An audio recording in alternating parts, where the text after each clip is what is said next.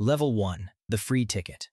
You post in a recovery group at 1:47 a.m., and a stranger named Danny replies in 9 minutes. He says he got clean in Florida and knows a house that will fly you out for free. He sends a photo of a pool and a white villa, then asks for your insurance card. This is a composite story built from documented mechanisms. Names, messages, and amounts are invented, and practices vary by state. Danny calls himself a recovery mentor, but his real work is called patient brokering. In Florida, paying or receiving money to refer a patient is a crime. A federal law called CURA covers similar kickbacks nationwide. Danny does not mention the law. He talks about the weather and the pool and about the coverage your parents' PPO plan provides for substance use treatment. Your mother Helen texts that she does not like the insurance question. You tell her the house needs to verify coverage before the flight. Danny texts that a free flight and a free room are waiting.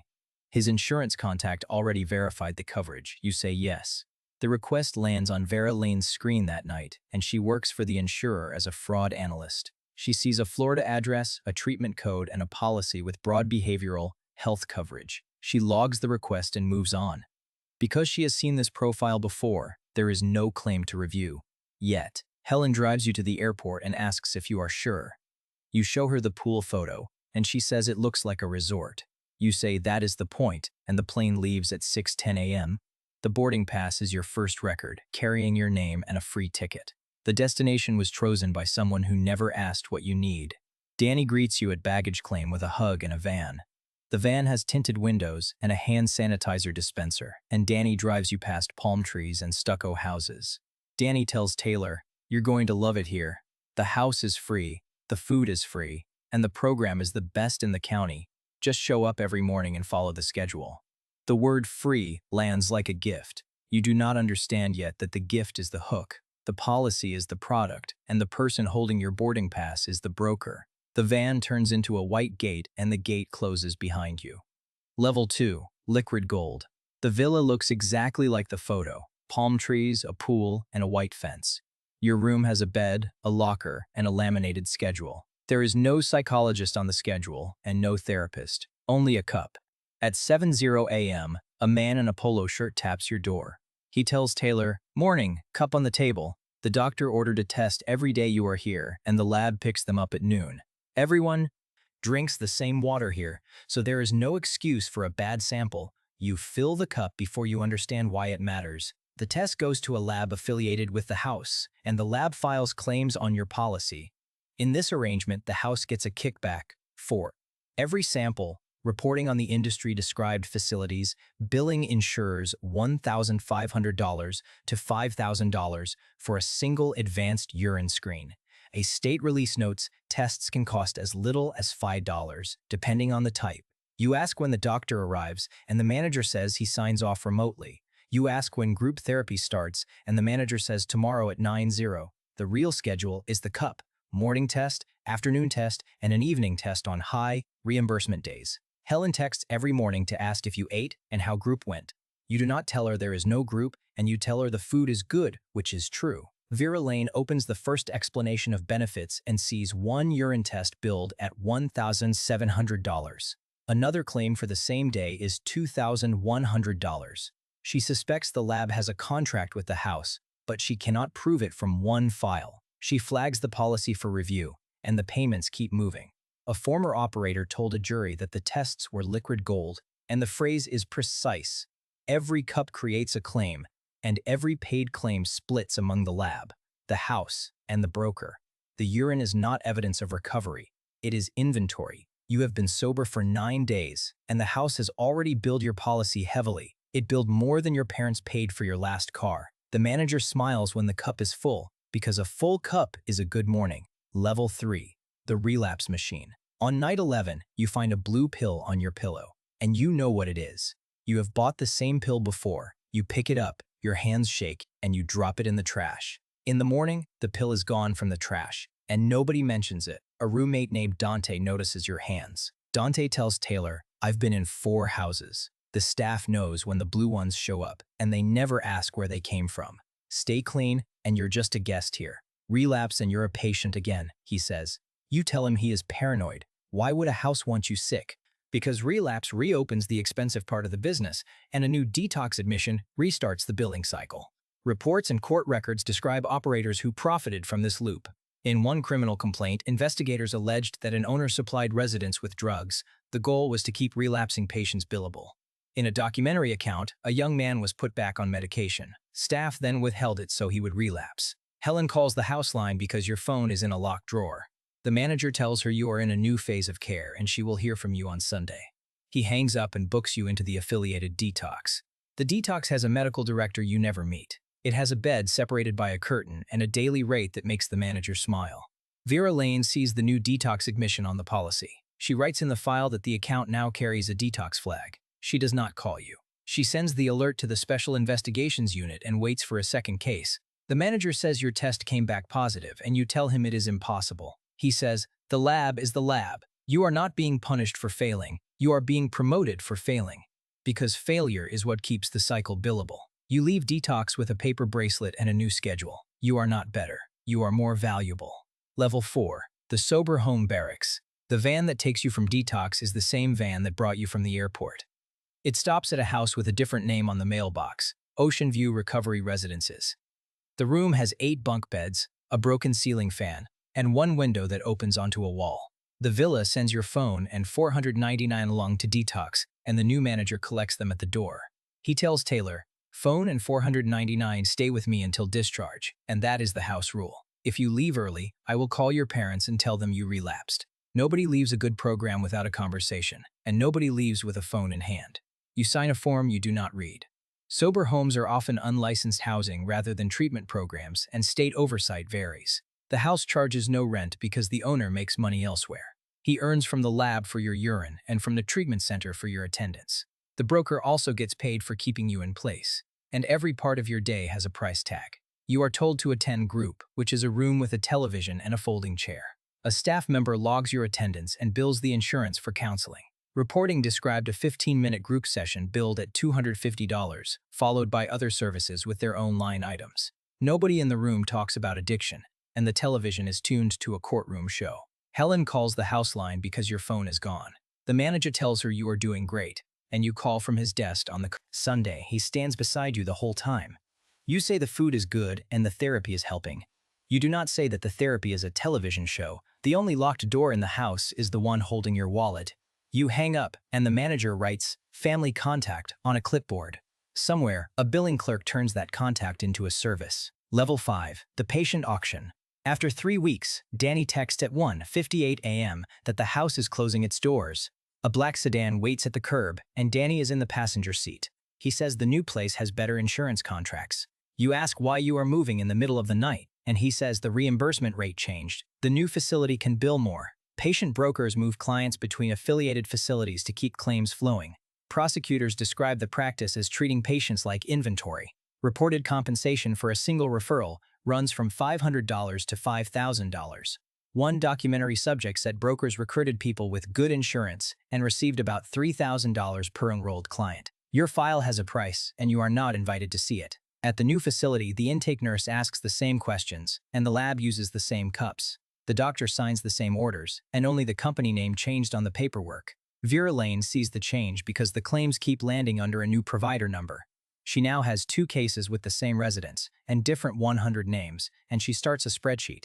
Danny tells Taylor, I move people when the money moves, and it's not personal. The new place needs your bed filled, and your insurance needs a reason to keep paying. Pack light because we're already late, and the sedan idles at the gate. You follow him out and get in the sedan. This is the level where you understand the inversion. You came here to get clean, but the business does not profit when you get clean. It profits when you stay insured, stay housed, stay enrolled, and cycle through services. Your sobriety is not the product.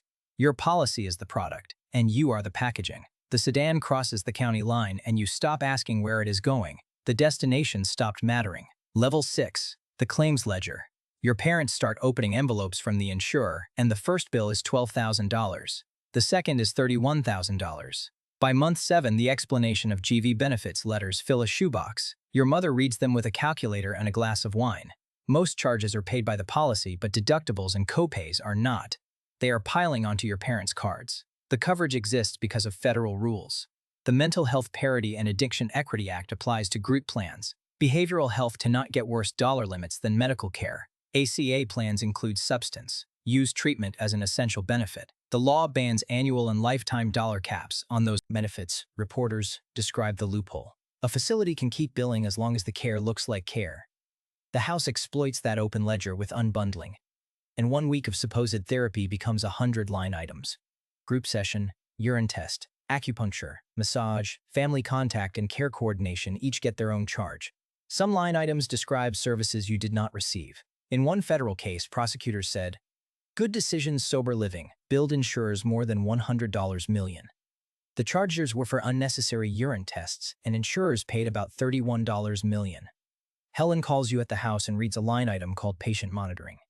You do not know what it means because you have never seen a monitor. You tell her the staff handles billing, and she says the staff is billing her house. She starts to cry and says she is not angry, only scared. The letters look like a hospital bill for someone who is dying. Vera Lane's spreadsheet now has 11 residents, 3 facilities, and 1 pattern.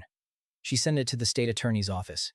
Vera tells the unit, "This looks like patient brokering plus insurance fraud. Same residents, different facilities, and the policy pays every time. I need one more case before I send it up. The pattern is already here. She does not know your name, only your policy number. The policy number is the part of you the claims system tracks. The ledger grows, and you are not on it as a person. You are on it as a diagnosis code and a reimbursement rate." Level 7. The Florida Shuffle. The pattern has a name, and prosecutors and reporters call it the Florida Shuffle. Patients are recruited, moved through detox, sober homes, and outpatient programs, and moved again when the money slows. The cycle is the product, and the product is designed not to end. The shuffle works because owners run multiple companies. A detox, a residential program, a sober home, and a lab can be separate LLCs. They may share the same owner or the same broker. In the cases investigators tread, the same residents appear under new provider numbers. State and federal cases describe residents cycled between affiliated facilities. The Adam Adler case described kickbacks that flowed through shell corporations. Your file is transferred again, and the new facility has the same pool photo on its website. It also has the same manager and the same intake clipboard. You recognize the signature on your admission form from the previous house. The owner now holds your policy under 3 different company names. Vera Lane's spreadsheet grows into a case, and she gives a statement to investigators. Vera tells them, same residents, new 100 names, and the claims restart every time the company changes. The policy pays the same, so the pattern never has to stop. Follow the provider numbers, not the addresses, and watch what happens at year-end. Conveyor belt becomes your life, and you detox, relapse, move, and detox again. You stop remembering the names of the houses. You start recognizing the shape of the cups and the sound of the van door. Your brain is still yours, but your schedule belongs to someone else's cash flow. On the road between facilities, you look at the palm trees and realize you are not a patient. You are inventory in transit. Level 8, the curb. The end arrives without a warning when a claims manager denies a new detox admission. The plan will not pay for another one this year, and the house manager reads the denial on his phone. His voice changes as he tells Taylor, "Your benefits are done, and the authorization was denied this morning. The van leaves in 1 hour." The room is already booked for someone else, and the driver does not wait for conversations. He gives you a black trash bag with your belongings, and your phone and $499 are at the bottom. They are returned without a case, and you ask where you are going. He says that is not his problem, and the van drops you on a curb near a bus stop. The facility offers no shelter, no referral, and no follow-up appointment. There is also no way back into the house. This practice has a name, consumer. Protection guidance calls it curbing, discharging patients with no linkage to housing or services when their benefits are exhausted. Officials and investigators have described operators who churn patients and dump them on the street. The name is bureaucratic, but the curd is real. You call Helen from a gas station phone because your phone has no battery. She answers on the first ring. You tell her the house sent you away, and she says she knew because the letters stopped coming. She called the house and a woman told her you had left, and the woman laughed. You tell her you are okay, and you both know it is not true. Vera Lane sees the denial in the system and writes that benefits are exhausted with no referral. She closes the alert and follows the claim, and the claim ends here. The person is not a claim, but the person is also no longer visible to the claims ledger. The bus comes at 4:10 and you do not know where it goes. You get on anyway, because the curb is not a plan. Level 9, the shell game. Somewhere in the machine, the money is still moving. The urine that paid for the villa and the van did not disappear.